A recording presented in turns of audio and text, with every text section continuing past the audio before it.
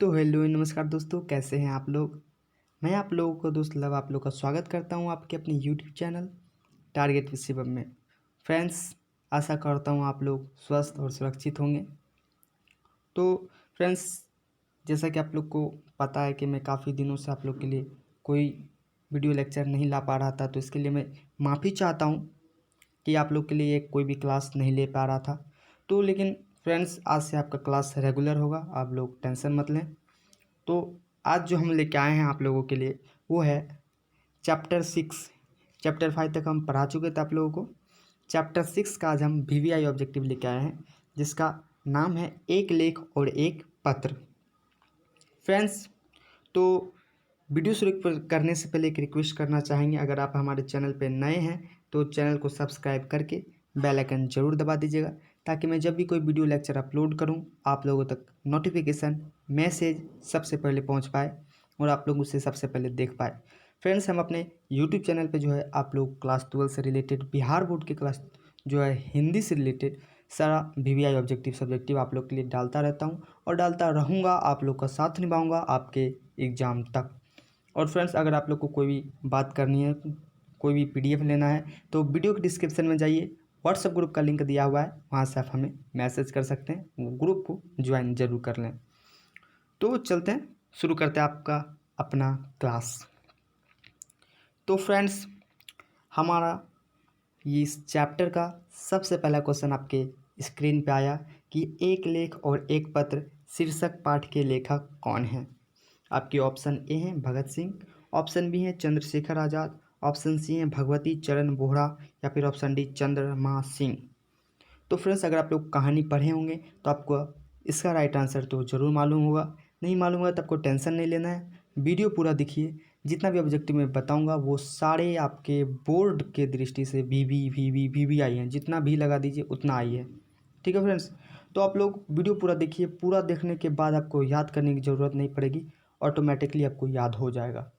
ठीक है फ्रेंड्स, तो इसका राइट आंसर होगा, एक का राइट आंसर होगा भगत सिंह। तो ये जो एक लेख और एक पत्र के जो हैं लेखक हैं वो हैं भगत सिंह। ठीक है फ्रेंड्स, अब चलते हैं नेक्स्ट क्वेश्चन की ओर। नेक्स्ट क्वेश्चन हमारा आता है कि भगत सिंह का जन्म कब हुआ था। भगत सिंह जो थे इस कहानी के लेखक, एक लेख और एक पत्र के, उनका जन्म कब हुआ था। आपके ऑप्शन ए हैं 27 सितंबर 1906 को, ऑप्शन बी है 28 सितंबर 1907 को, और ऑप्शन सी है 29 सितंबर 1908 को, ऑप्शन डी है 30 सितंबर 1909 को। तो आपका इसमें दो का राइट आंसर होगा, 28 सितंबर 1907 को उनका जन्म हुआ था। ठीक है फ्रेंड्स, अब चलते हैं नेक्स्ट क्वेश्चन की ओर। नेक्स्ट क्वेश्चन हमारा क्या बोलता है कि भगत सिंह को फांसी की सज़ा कब मिली थी। आप लोग को तो पता ही होगा कि भगत सिंह को जो फांसी की सज़ा मिल गई, तो वो भी काफ़ी कम उम्र में मूवी सब देखते होंगे, तो मूवी भी इन पे बन चुका है। तो फ्रेंड्स, इसका जो राइट आंसर होगा कि भगत सिंह को फांसी की सज़ा कब मिली थी, तो अब पहले ऑप्शन देख लेते हैं कि ऑप्शन ए है 21 मार्च 1929 को, बी है 22 मार्च 1930 को, सी है 23 मार्च 1931 को, और डी है 24 मार्च 1932 को। फ्रेंड्स, अगर राइट आंसर आप लोग को मालूम हो किसी भी क्वेश्चन का, तो आप क्वेश्चन का नंबर और साथ में जो ऑप्शन राइट है वो आप हमें कमेंट कर सकते हैं। देखते हैं आखिर कितने बच्चे जो है पहले से प्रिपरेशन करके रखे हैं, कहानी पढ़ के रखे हैं। तो फ्रेंड्स, 3 का राइट आंसर होगा सी, 23 मार्च 1931 को जो है भगत सिंह को फांसी की सज़ा मिली थी। अब चलते हैं नेक्स्ट क्वेश्चन की ओर। नेक्स्ट क्वेश्चन हमारा आता है कि भगत सिंह का जन्म कहाँ हुआ था। भगत सिंह का जो जन्म हुआ, आप लोग को पता है कि अभी कब हुआ था। अब आपसे हम पूछना चाह रहे हैं कि अभी उनका जन्म कहाँ हुआ था। तो इसके ऑप्शन ए है गंगाचक नंबर 102, घमेला ब्रांच, निहालपुर, भारत। यानी आप लोग अगर शहर जाइएगा तो वहाँ पे जो है होता है, एरिया कोड होता है, घर नंबर होता है, कॉलोनी नंबर होता है, वो सारा चीज़ होता है। तो यहाँ पे सारा एकदम डिटेल में दिया है, आप इसे आसानी से खोज सकते हैं। ये सारा चीज़ आपको मिल जाएगा अगर जहाँ इनका घर होगा। ठीक है फ्रेंड्स, आपके ऑप्शन ए है कि Gangachak number 102, Ghamela branch, Nihalpur, Bharat. Option B है बंगाचक नंबर 103, गुरेरा बाँच, लायलपुर, पाकिस्तान। ऑप्शन सी है बंगाचक नंबर 104, गुगेरा ब्रांच, लायलपुर, भारत। और ऑप्शन डी है बंगाचक नंबर 105, गुगेरा ब्रांच, लायलपुर पाकिस्तान। तो फ्रेंड्स इसमें से आपका 4 का राइट आंसर होगा डी। वो जो है बंगा चक 1905 गुगेरा ब्रांच लायलपुर के निवासी थे, उनका जन्म वहीं हुआ था। फ्रेंड्स आपको बता दें कि पहले तो टुकड़ा नहीं हुआ था ना भारत का, बाद में टुकड़ा हुआ, तो पहले पाकिस्तान भी भारत में ही था, इसलिए बोला जाए तो वो भगत सिंह जो अभी पाकिस्तानी थे, लेकिन अपने देश भारत के लिए उन्होंने अपनी जान दे दी। तो आपका नेक्स्ट क्वेश्चन आता है कि भगत सिंह का पैतृक गांव कहाँ था। उनका जो पैतृक गांव है, यानी उनके दादा परदादा जहाँ रहते थे, उनका वो गांव कहाँ है। आपके ऑप्शन ए खटकर कला पंजाब। नाम भी देखते हैं कितना खतरनाक सब है। खटकर कला पंजाब, फिर है खटकर कला हरियाणा, सी खटकर कला अमृतसर, या फिर ऑप्शन डी खरखरा पंजाब। तो फ्रेंड्स आपका 5 का राइट आंसर होगा ए खटकर कला पंजाब। उनका जो पैतृक निवास था, स्थान था, यानी पैतृक गांव था, वो था खटकर कला पंजाब में। अब चलते हैं नेक्स्ट क्वेश्चन की। नेक्स्ट क्वेश्चन हमारा क्या बोलता है कि भगत सिंह के माता पिता का नाम क्या है। उनके माता पिता का नाम क्या है। आपके ऑप्शन ए हैं धनवती एवं सरदार विशन सिंह, बी हैं विद्यावती एवं सरदार किशन सिंह, ऑप्शन सी हैं कलावती एवं सरदार हरकिशन सिंह, या फिर ऑप्शन डी वीर जननी एवं सरदार कृष्ण सिंह। तो आपको इसमें राइट आंसर बताना है। राइट आंसर मालूम हो तो कमेंट जरूर करें। तो आपका 6 का राइट आंसर होगा बी विद्यावती एवं सरदार किशन सिंह। उनके माता पिता का नाम था विद्यावती, यानी माता का नाम विद्यावती और पिता का नाम सरदार किशन सिंह। अब चलते हैं नेक्स्ट क्वेश्चन की ओर। नेक्स्ट क्वेश्चन हमारा क्या बोलता है कि भगत सिंह के पिता कितनी बार जेल गए। बाप रे, सोचिए कितनी बार, मतलब जेल कितनी बार गए। भगत सिंह के पिता कितनी बार जेल गए बताइए। तो आपके ऑप्शन ए है एकाधिक बार, मतलब 1-2 बार गया होगा, फिर बी है 1 बार, सी है अनेक बार, या फिर डी अनेकानेक बार। यानी आपके ऑप्शन है एकाधिक, यानी 1 से 2 बार, ऑप्शन बी है 1 बार गए होंगे, या फिर ऑप्शन सी बहुत बार गए हैं, या फिर डी यानी पूरा एकदम जेते रह गए, मतलब लगातार। तो आपका 7 का राइट आंसर होगा सी बहुत बार। बहुत बार उनके पिताजी जेल गए हैं। किनके पिताजी, भगत सिंह के पिताजी। आता है आपका नेक्स्ट क्वेश्चन आता है क्या कि भगत सिंह की पहली गिरफ्तारी कब हुई थी। उनकी जो पहली गिरफ्तारी, यानी सबसे पहले जो गिरफ्तार हुए थे अपने लाइफ में, वो कब हुए थे। आपके ऑप्शन ए है अक्टूबर 1923 को, ऑप्शन बी है अक्टूबर 1924 को, ऑप्शन सी है अक्टूबर 1925 को, या फिर ऑप्शन डी अक्टूबर 1926 में। तो 8 का राइट आंसर होगा डी अक्टूबर 1926 को जो है वो पहली बार जो है अरेस्ट हुए थे। अब चलते हैं नेक्स्ट क्वेश्चन की ओर। नेक्स्ट क्वेश्चन हमारा आता है कि भगत सिंह की कृतियाँ कौन सी है। आप लोग को पता है कि भगत सिंह कहानी, कविता, ये सारी चीज़ें लिखते थे।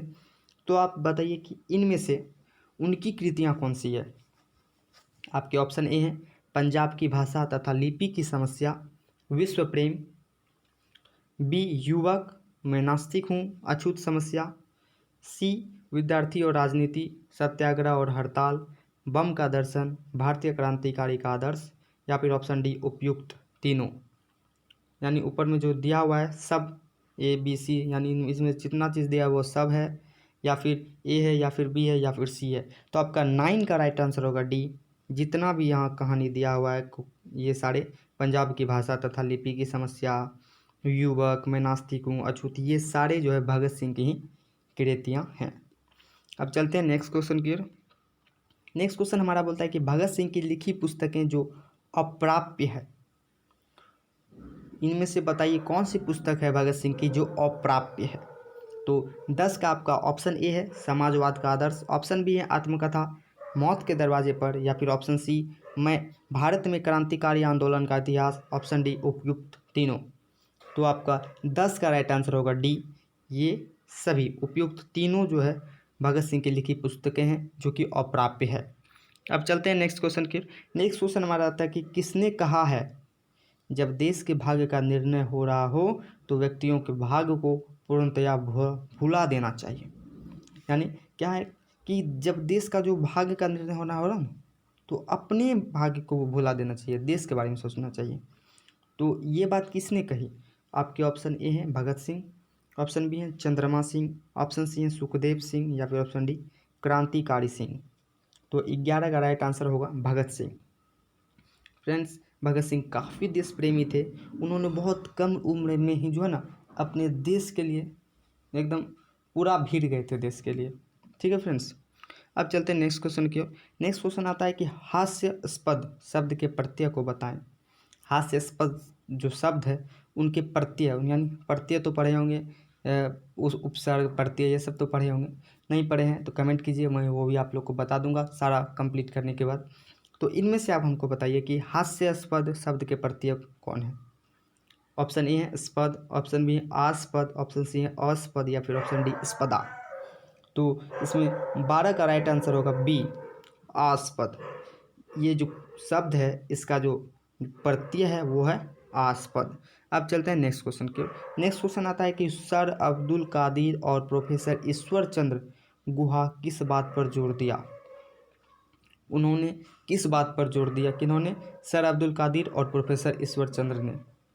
तो आपके ऑप्शन ए है अनपढ़ लोगों को पॉलिटिक्स में हिस्सा लेना चाहिए, ऑप्शन बी है केवल शरीर बल संपन्न गुंडों को राजनीति में हिस्सा लेना चाहिए, ऑप्शन सी है विद्यार्थियों को पॉलिटिक्स में हिस्सा लेना चाहिए, या फिर ऑप्शन डी जिनका लूट मार में विश्वास हो उन्हें ही पॉलिटिक्स में हिस्सा लेना चाहिए। तो आपका 13 का राइट आंसर होगा सी विद्यार्थियों को, जो हमारे देश के भविष्य हैं उनको जो है पॉलिटिक्स में हिस्सा लेना चाहिए। अब चलते हैं नेक्स्ट क्वेश्चन की। नेक्स्ट क्वेश्चन क्या बोलता है हमारा, विपत्तियां व्यक्ति को पूर्ण बनाने वाली होती है, किस पाठ में आया है। ये जो है किस पाठ में आया है, विपत्तियां व्यक्ति को पूर्ण बनाने वाली होती है। आपके ऑप्शन है हंसते हुए मेरा अकेलापन, ऑप्शन बी है शिक्षा, ऑप्शन सी है ओ सदा निरा, या फिर ऑप्शन डी एक लेख और एक पत्र। आपका 14 का राइट आंसर होगा डी एक लेख और एक पत्र में जो ये जो आया हुआ है कि विपत्तियां व्यक्ति को पूर्ण बनाने वाली होती है। अब चलते हैं नेक्स्ट क्वेश्चन की। नेक्स्ट क्वेश्चन हमारा क्या बोलता है कि जेलों में और केवल जेलों में ही कोई व्यक्ति किस विषय का प्रत्यक्ष अध्ययन करने का अवसर पा सकता है। यानी सिर्फ जेल में ही कोई व्यक्ति जो किस विषय का प्रत्यक्ष अध्ययन करने का अवसर पा सकता है, प्रत्यक्ष अध्ययन एकदम प्रैक्टिकल। ऑप्शन ए है अपराध एवं पाप जैसे महान सामाजिक विषय, ऑप्शन बी है सुधार एवं निर्माण जैसे महान विषय, या ऑप्शन डी है नक्सलवाद एवं सुधार जैसे विषय, या फिर ऑप्शन डी देश की आज़ादी पर न्योछावर हो जाने जैसे विषय। इनमें से बताइए कि कौन सी ऐसी जो है विषय है जो सिर्फ जेल में ही सीखी जा सकती है एकदम प्रत्यक्ष रूप से। तो आपका 15 का राइट आंसर होगा ए अपराध एवं पाप जैसे महान सामाजिक विषय। अब चलते हैं नेक्स्ट क्वेश्चन की। नेक्स्ट क्वेश्चन हमारा आता है कि स्वाध्याय का सर्वश्रेष्ठ भाग क्या है। आपके ऑप्शन ए हैं स्वयं रट्टा मारना, ऑप्शन बी है स्वयं कष्टों को सहना, ऑप्शन सी है स्वयं अध्ययन करना, या फिर ऑप्शन डी स्वयं आराम करना और दूसरों को काम लेना। आप इनमें से बताइए कि स्वाध्याय का सर्वश्रेष्ठ भाग क्या है, स्वाध्याय का भाग। तो आपका 16 का राइट आंसर होगा ये बी स्वयं कष्टों को सहना। स्वयं कष्टों को सहना, दूसरों को कोई भी कष्ट नहीं देना, कोई भी प्रॉब्लम आती है खुद सहना। ठीक है, अब चलते हैं नेक्स्ट क्वेश्चन की ओर। नेक्स्ट क्वेश्चन हमारा आता है कि साम्यवाद का जन्मदाता कौन है। साम्यवाद के जन्मदाता कौन हैं। आपके ऑप्शन ए है फ्रायड, ऑप्शन बी है एडलर, ऑप्शन सी है मार्क्स, या फिर ऑप्शन डी युग। तो आपका 17 का राइट आंसर होगा सी मार्क्स। साम्यवाद के जन्मदाता जो मार्क्स हैं, ये आप हिस्ट्री में भी पढ़े होंगे। अब चलते हैं नेक्स्ट क्वेश्चन की ओर। नेक्स्ट क्वेश्चन हमारा बोलता है कि मनुष्यों को अपने विश्वासों पर दृढ़तापूर्वक अडिग रहने का प्रयास करना चाहिए, किस पाठ में आया। ये शब्द, ये लाइन, ये बात किस पाठ में आया हुआ है कि मनुष्यों को अपने विश्वासों पर दृढ़तापूर्वक अडिग रहने का प्रयास करना चाहिए। यानी अपने विश्वास से मतलब हिलना डोलना नहीं चाहिए, चाहे कितना भी प्रॉब्लम आ जाए, मुझे विश्वास है हम कर सकते हैं तो कर सकते हैं। आपके ऑप्शन ए है शिक्षा, ऑप्शन बी है ओ सदा निरा, ऑप्शन सी है उसने कहा था, या फिर ऑप्शन डी एक लेख और एक पत्र। आपको 18 का राइट आंसर होगा डी एक लेख और एक पत्र में ये लाइन आई है, ये शब्द आया है, ये ज्ञान दिया गया है कि मनुष्यों को जो अपने विश्वासों पर दृढ़तापूर्वक अडिग रहना चाहिए, कभी भी अपने विश्वास से हिलना नहीं चाहिए, यानी कि अपने आप से विश्वास कभी हटना नहीं चाहिए। अब चलते हैं नेक्स्ट क्वेश्चन की ओर। नेक्स्ट क्वेश्चन हमारा बोलता है कि फानी शब्द का क्या अर्थ है। फानी शब्द जो है उनका क्या अर्थ है। आपके ऑप्शन ए है विलुप्त हो जाने वाली, ऑप्शन बी है प्रकट हो जाने वाली, ऑप्शन सी है रहस्यमय हो जाने वाली, या फिर ऑप्शन डी स्पष्ट हो जाने वाली। तो इनमें से आप बताइए कि ये चारों में से जो फानी शब्द का अर्थ क्या है। तो आपका राइट आंसर होगा ए, विलुप्त हो जाने वाली। फानी का अर्थ कहीं भी अगर फानी लिखा हुआ उसका मतलब होता है विलुप्त हो जाना। कोई भी चीज़ अगर फानी है यानी वो विलुप्त हो जाने वाली चीज़ है। ठीक है फ्रेंड्स, तो आज के इस लेक्चर में इतना ही। तो फ्रेंड्स आपको मैं बता दूं, आप लोग से रिक्वेस्ट भी करना चाहेंगे कि जितना मैं आप लोग के लिए मेहनत करता हूं आप लोग हमसे दोगुना मेहनत लगाएं। जितना चीज़ मैं आपको बता दिया हूं वो सारा चीज़ आप याद कर लें, क्योंकि मैं बता दूं जितने सारे ऑब्जेक्टिव मैं आपको बताता हूं वो सारे वीवीआई होते हैं।